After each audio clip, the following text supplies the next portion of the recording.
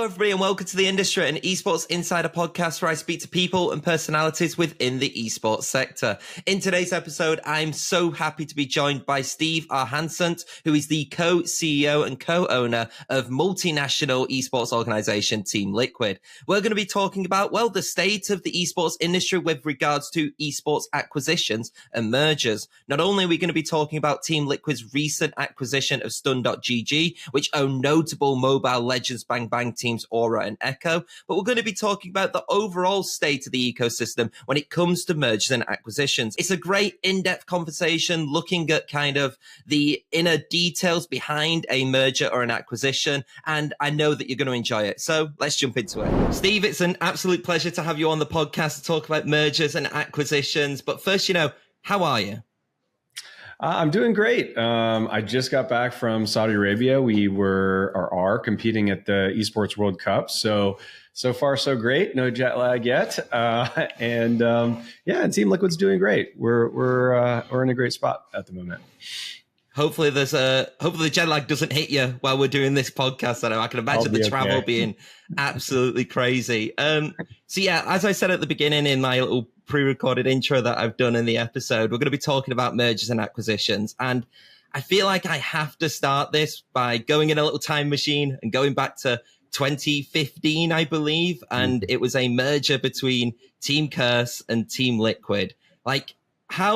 It was a major merger, one of the first kind of big mergers, I think, within the esports space that we actually saw in that time. But in hindsight, how big do you think that actually was as a decision to have Team Curse and Team Liquid join forces?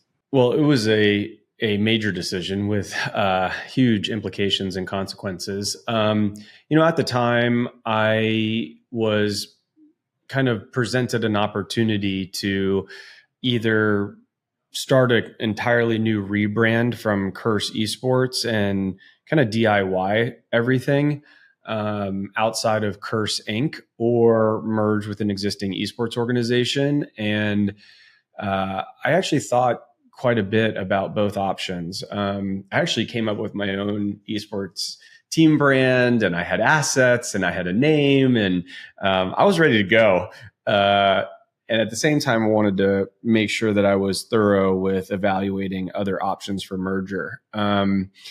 And for me, there were a couple of conditions on merger. Number one, I wanted to work with another leader of that existing organization that I would like working with, that I would vibe well with, that shared my values of transparency and integrity and inclusivity. And if I couldn't find that, I just wouldn't merge. There was no short, giving up on that or making some sort of concession to that. After that, then it came into play the assets of the company, which is kind of interesting because most people would be like, oh, well, you have to figure out the value and appreciation of the joint entity and what assets are on the balance sheet and all those sorts of things. It's just not the way I did it. And so it was a short list of a handful of esports teams that didn't have a presence in League of Legends. And that was my major asset. So, I met Victor, and we're very different people, but we complement each other very well, and so on that first mark, it was, I was kind of like the charismatic, outgoing, gregarious sales, marketing, front leadership, BD guy. And Victor was very much behind the scenes, operations, data-driven decision maker, and so that complement kind of worked out really well. But, we shared a lot of the same values. And so I think that's what kicked it off. And that's a good part of why Team Liquid has been probably the most successful esports organization in the world at this point, was because of that decision. Yeah. And how back then, I'm guessing because we've done acquisitions, you've done acquisitions and mergers, following that. I'm guessing back then it was a little bit more. Was it simpler in a way, where it was kind of like having that chat and having that discussion? Where now we're in a lot more of a professional kind of esports industry, right? When it comes to making these discussions. Yeah. Oh, absolutely. I mean, at the time, I think each of our organizations was doing about $1 million in revenue. At that size and scale, you can't afford to bring in a slew of attorneys to review everything. Our books and operations, we were doing stuff in QuickBooks, and it was just so, I don't know, bootstrapped, I guess. So, there was a lot of just intent and not crossing all your T's and dotting your I's in terms of finalizing a merger or doing some sort of acquisition. We later ended up working with Reed Smith, which was a phenomenal group from a legal firm that kind of put everything together from OAs and operating agreements and a number of other documents that we needed, but we kind of did all that post. And that in contrast to the recent acquisition that we did with Stun, which is Aura and Echo, which are Mobile Legends Bang Bang teams in Indonesia and Philippines, quite different. The scale and the amount of resources. I think our legal bills alone is probably going to be close to 100,000. I think just in legal alone. So, we couldn't have afforded that back then. So yes, very different. It's interesting though that we I feel like we had in the past, like we had a lot of like acquisitions and investments kind of come through in the esports space, right? Especially early on from like, I guess like 2015 to like 2019, 2020 kind of period. And now we're starting to see mergers more appear where you're getting these like different esports organizations kind of come together to consolidate into one. I mean, just some examples off the top of my head, you've got like Mad Lions and Movistar and Koi, you've got Giants Gaming and XL. I mean, I'm naming European ones because I'm just from Europe, but I'm guessing there's so many in North America as well. Why do you think there is that kind of trend happening then now? I think it's a number of factors. I'll start with the first, which is a little bit with market cycles. And this isn't just necessarily specific to esports, but could be applied to cryptocurrency or AI or healthcare or whatever. And in cases, I don't know if you've ever heard of the Gartner hype cycle, but basically it talks about industries that are kind of alluring to the VC world and investors, and these industries get flooded with capital, and that capital gets put to work, and there's a lot of expectations set on the return associated with that capital being put to work. And some of it goes into agencies and esports teams and new games and developers and software. And you just see like all these businesses kind of like being built, and they're all selling a dream of like what they can achieve and the returns for their investors. And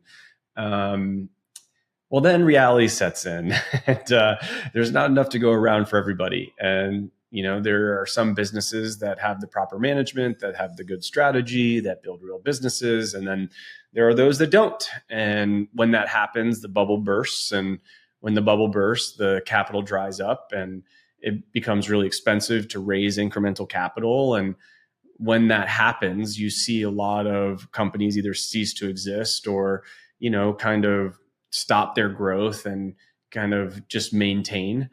And when you get to that bottom of that like hype cycle, and you're just about to like go anew, which is like these businesses like reach sustainability, and you're like out with the companies that were swimming naked, so to speak, there's a lot of merger and acquisition that happens. And this is not just in esports. This is just in, I think, a lot of other industries.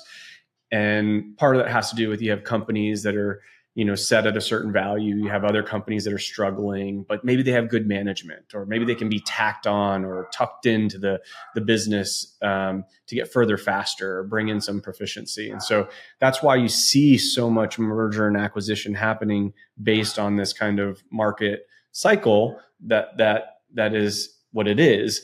And I think the second piece is that it got kind of expedited, at least on the team side, by the Esports World Cup, which was this kind of first ever event where teams would compete against each other, and you had to have representation in different games. And so you saw organizations that maybe fielded 2 or 3 games like grow to 9 games.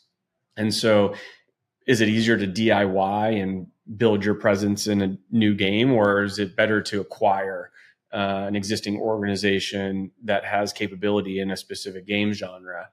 And so that you saw that kind of like, I think, infuse a lot of activity all simultaneously with a lot of organizations, where you saw the bigger ones kind of acquiring the smaller ones, and structuring those deals in a way for growth on both sides.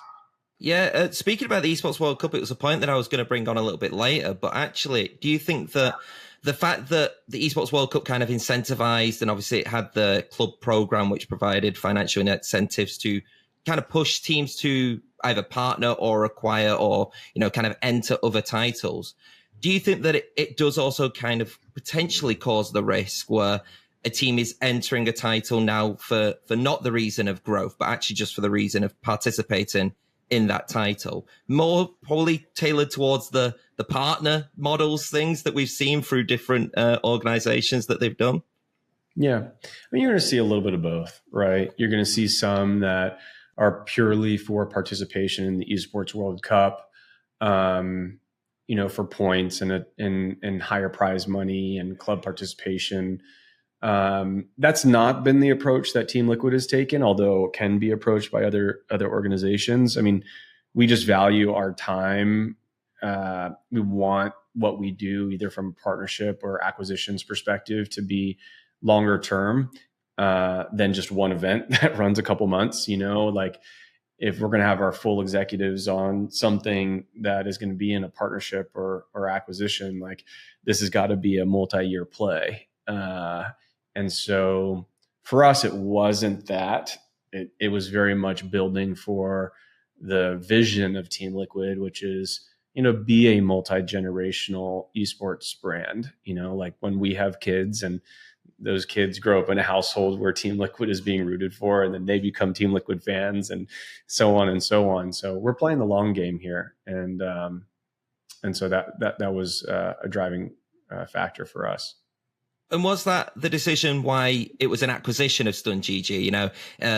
Obviously, I don't think you're going to acquire a whole organization with Echo and Aura, or Echo especially, a former world champion in Mobile Legends, just for the Esports World Cup, right? This is obviously a long-term play. Was that why you decided to do the acquisition as opposed to reaching out for like a partnership for a short-term deal? Yeah, for us, I mean, we want to be a global and dominating esports organization that is multi-generational. And so in order to do that, to be global, we need to have representation in every major esport around the world.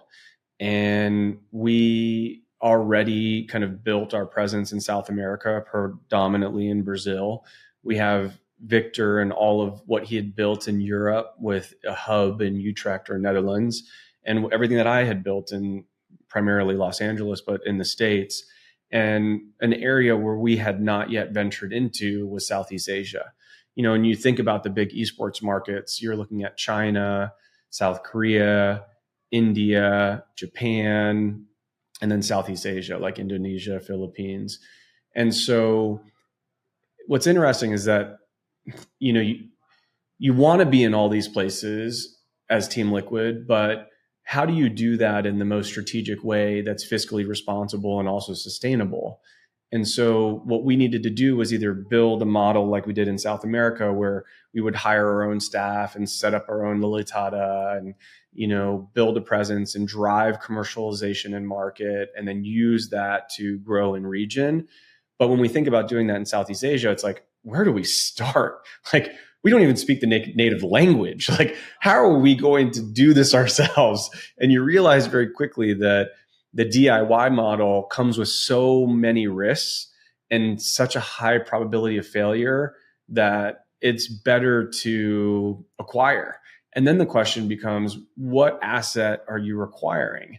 And there's so many options, right? And so, it's very much part of, like, we call it the main quest at Team Liquid. So our main quest is just be this big, huge global fandom that is in every major relevant esport. And so in order to do that, we had to take steps over time to get there. And so that's why MLBB was very much like in that main quest line. And once we did all the research and spoke to all the different partners that we could have acquired or, worked with, Stun just kind of clearly stood out amongst its peers. And when we knew it was right, then we worked on trying to form the right type of structure to get a deal across the line.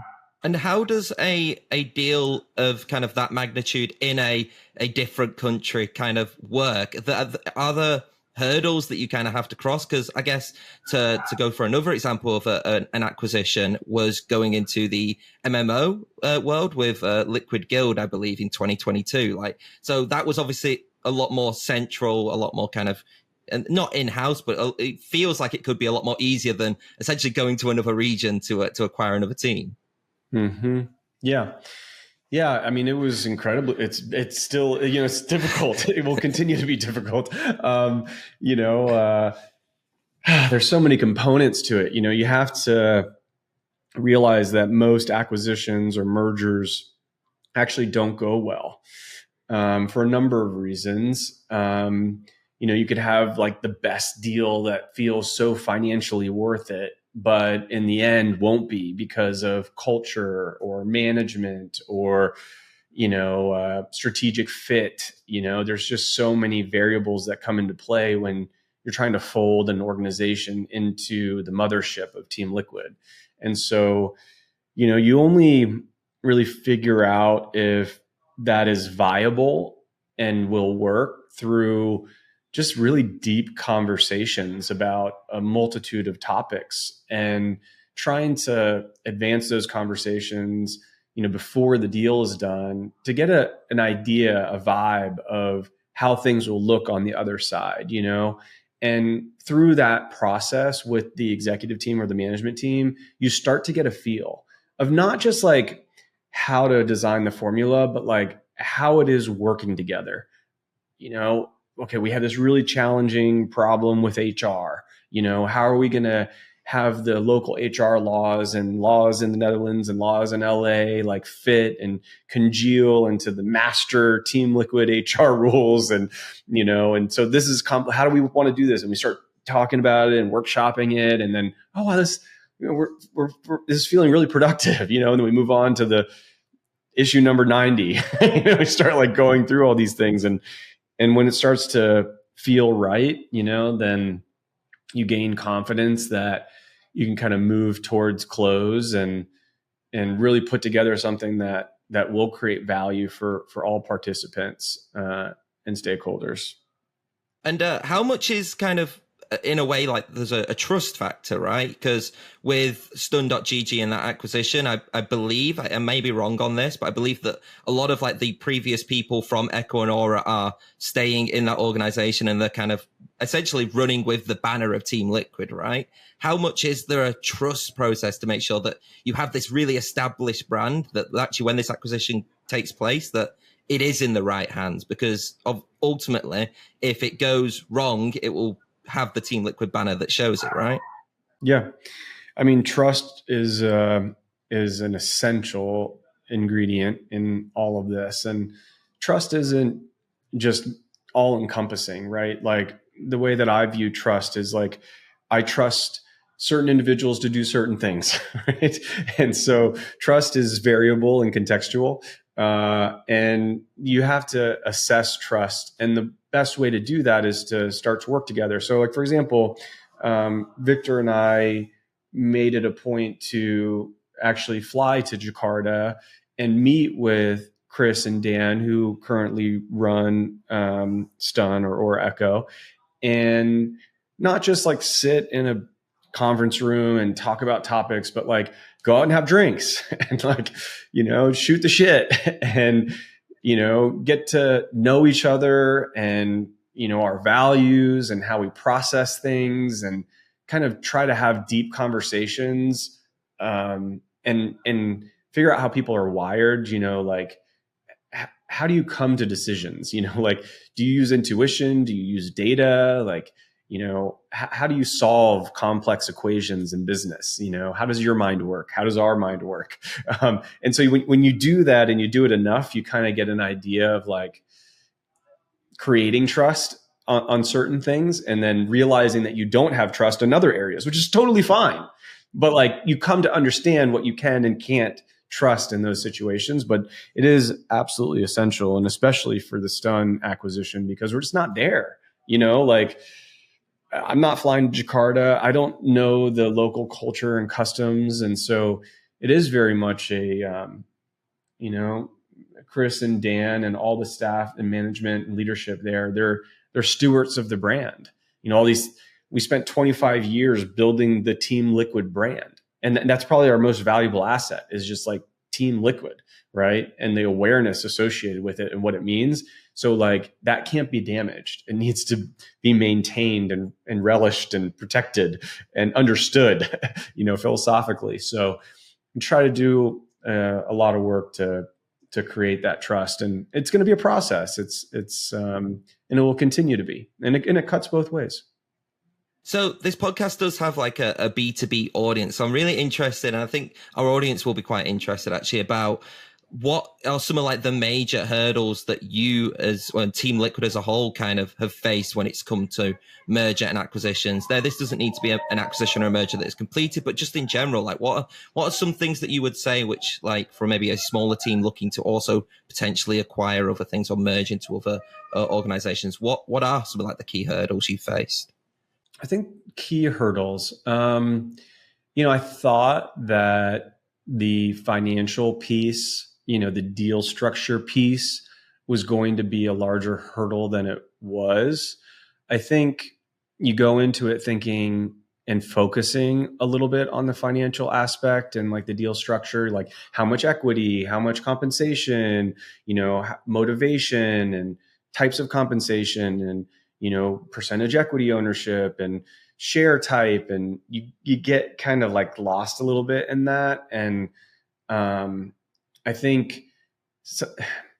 like if you do it with the intent of strategy and what you hope to build together, and almost like designing the end state, and painting that picture, sculpting that state together, and talking about it with specificity and detail, so that you can kind of close your eyes and imagine what that future state is going to look like in this joint structure. That kind of laid the groundwork for so much to be possible. And I think I underestimated that. I mean, I'm glad that ended up happening. But that was maybe a little bit of a mistake on our side, is like an overt and heavy focus on the financial side, maybe too early, like get the purpose down. It's like, it sounds so simple, but like, yeah, you have your mutual purpose, you have the Stun purpose, you have the Team Liquid purpose. And it's like, how do you define those things? And it can't be just boilerplate garbage. It has to have some depth to it, And so like, spending a lot of time on that would be, a great lesson, and look back here, hindsight 2020. Is it kind of like just thinking of the bigger picture of what this could actually happen if this does go through, as opposed to, like you said, exactly on the financials and kind of you're essentially looking at the potential of it, right? As opposed to what you're getting right now. Yeah, it's exactly right. Like, and it cuts both ways. So even though we acquired Stun, they were also being acquired by Team Liquid. And so they needed to understand our business through and through, like every single different revenue line, the types of revenues, the consistency of those revenues, where those revenues come from, what clients, how long are the contracts, what's the margin associated with it, how do you view the different types and buckets of your revenue, what is your P&L, why did you structure it that way, what is your forecast and growth on top of each of these different types of revenues. Tell me the story with that. How has that looked historically? Like, I want them to deeply get that about Team Liquid, and I want to deeply get that about their business. And when you do that, you're kind of realizing what the joint is going to look like. How is your P&L going to flow and become part of ours, and what does that revenue trajectory look like in the new synergistic model? Like, oh, well, if we take our partnership revenue, like I'll give an easy example. Let's say I look at our partnership revenue. Let's say we have a partner like Honda, right? And we're like, okay, well, we are providing a bunch of deliverables for North American Honda. But, well, when I was in Jakarta, there was a shitload of Honda vehicles that were being driven all over the place. Like Honda is selling a lot of stuff in Jakarta, And so how do we then maybe connect something with Honda to go and provide value for them in region? And then how can that effectively affect your P&L? And so you identify these synergies and start to work on those. And so I think that was a lot of the where the value becomes obvious, and then you start to get behind, like rallying behind the story that you're creating. I think taking a little bit of a shift into the next topic, I think one thing that you've made quite clear, and I think it's quite obvious as well in the branding, is this kind of global brand, right? This attempt to be a global esports organization. It's something that I think we're seeing a lot more now, especially as we're seeing more acquisitions and mergers kind of come forth. Another one is Ninjas in Pajamas and ESV5, I think, with the Chinese organization, merging it into one. Why are we seeing more global esports organizations start to achieve? Is that kind of like the next step in a way? It's interesting. I always thought it was the obvious step from the jump, like what makes gaming so different than other professional sports? I mean, the obvious thing you point to is the global nature of it, right? Like, I have all my Discord buddies around the world that hang out in my little private Discord, like we all are connected through this thread of loving League of Legends or TFT or whatever new Steam game comes out, and these are individuals and people that you wouldn't otherwise meet, like where you live, and so there's part of it that is like esports is global, so esports teams should be global. So that piece. But then also you look at it from a revenue perspective, like, I think we have the highest revenue of any other esports team in the world. And one reason for that is because we work with global partners. You rarely see us working with a partner, or it's less frequent for us to work with a partner that is only selling its product and services in one region. And the reason for that is because when you open up global budgets and we have a global presence, then we can provide services globally, right? Which means you can now do more with a higher value to the contract, right? And so you may have an esports team that may be generating $1 million a year from a partnership, where we may be generating $10 million a year from one partnership. And so that scale just allows you to do more. So there's that. And I think the types of games that are played will always come and go, like